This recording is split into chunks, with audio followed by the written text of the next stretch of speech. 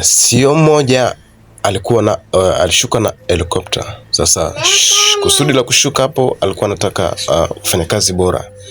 Sasa atapataje wafanyakazi bora ambao wana upendo na wenye utu? Ikabidi afanye challenge hii. Tazama kwa makini anachokifanya hapo. Kashuka, anafika mahali hapo, anabadilisha nguo sasa. Huku wafanyakazi wapo ofisini wanasubiri bosi atoke. Sasa kavaa nguo za kawaida kama za kuwa kama kichaa. Kamaliza hapo, ameanza safari. Anaelekea kule ofisini. Kwa challenge kitu. Sasa amefika hapo. Samani, hii address kuna sehemu hapo panaitwa sisi hatupajui. Kwa wale wafanyakazi wakaanza kumjibu vibaya. Muona kama huyo anamjibu vibaya. Wewe ni crazy, wewe ni kichaa. Umekuta watu tumesimama zetu, tumependeza, unaweza kutuliza mambo ya ajabu. Wewe vipi? Bosi sasa yule anaanza kushangaa. Mara kampiga kibao. Mama. Haya. Anaona huyu afai. Okay, anaenda kwa mwingine sasa. Anamwambia, "Samani, unaweza kunielekeza hii address? Wewe toka hapa, mbona king'ang'anizi? Tumesema hatupajui. Shida ni nini? Unatusumbua hapa, tunasubiri kazi." Na yule naye kumbe sio yule, ni wale tu. Anamjibu vibaya. Anamwambia, "Wewe ni mjinga.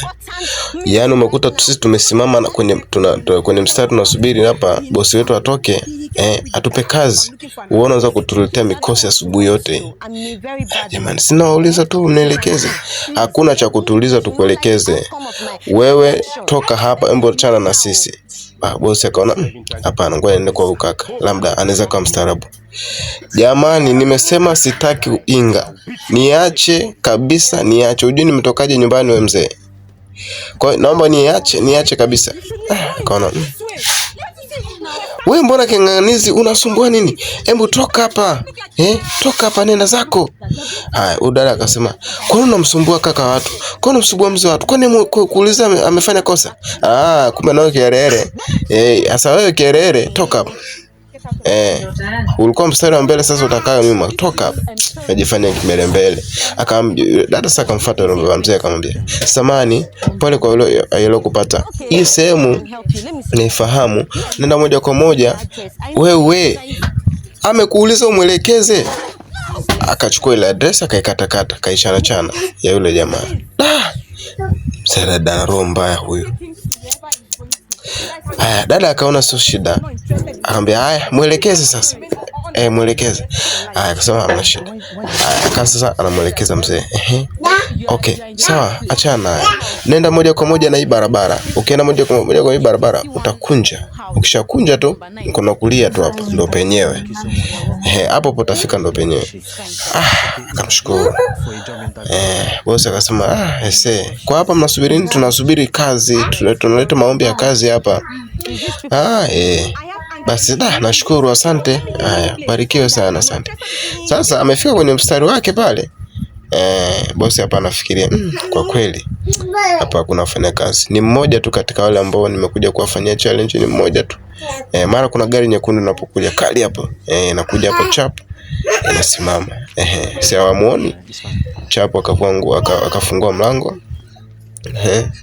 Bosi akajificha hapo chap. Aenda kabadilisha sasa nguo. Hii ni part 1. Sehemu ya kwanza. Sehemu ya pili usikose, ni tamu hatari matata. Akabadilisha nguo chapu. Katoa ile manguo ya zamani, akota makopo. Sasa akana vango zake mpya. Sasa wewe unarudi kwenye mstari wake, wewe unaenda wapi? Si mstari wangu, mwisho. Jamani, kaa mwisho. Wewe ulikuwa unajifanya kipelebele kumwelekeza yule chizi. Kaa mwisho. Jamani, lakini nini, toka. Kaa mwisho. Huku bosi anaendelea kuvaa sasa nguo zake hapo za kibosi ili aende sasa akakague vyeti sasa vya wale wafanyakazi. Kwa mmekataa msika basi kuna unakaa sema pale nini? Kaa mwisho. Ulikuwa unajifanya kimbele wewe tena nyamazo wewe. ulikuwa unafanya kidomo mbele kuongea na yule chizi pale. Nipendekeza mwenye sasa alikuwa anataka kule mfuate sasa huyo akuweke mara kwanza. Naenda kutoka hapa. Lakini jamani sio vizuri. Mimi nilikuwa mtu wa kwanza hapa. Ulikuwa mtu wa kwanza? Njoo uone sasa. Njoo uone. Wewe kaa mwisho. Tumeshasema kaa mwisho. Wa kwanza anakuwa mwisho. So ulijifanya hapa. Tulia. Allah. Vile kuongea sana kama vile ushakuwa sector. Sasa kashamaliza sasa anawafuata sasa. Anawafuata sasa kule walipo wale wafanya kazi. Anawafuata.